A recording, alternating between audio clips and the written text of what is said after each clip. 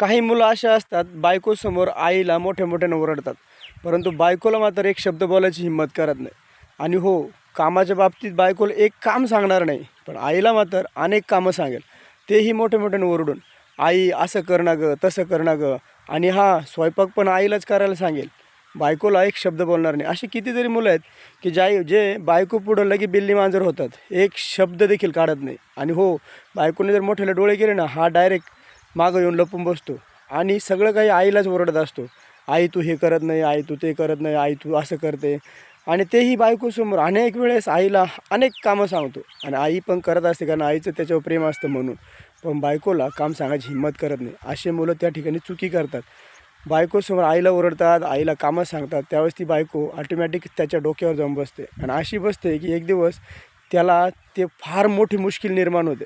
आणि मग त्या आईलाही खूप त्रास होत असतो पुढे चालून.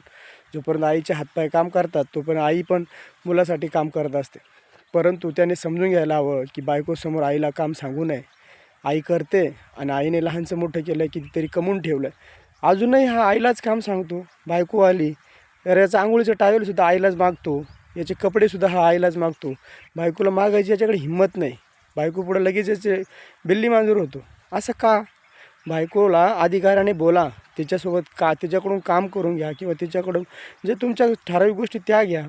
तुम्ही सारखं सारखं आईलाच काम सांगता, ही चुकीचं आहे. त्यावेळेस ती पण आईला कमी लेखते. थोडक्यात लक्षात घ्या काय सांगायचं ते.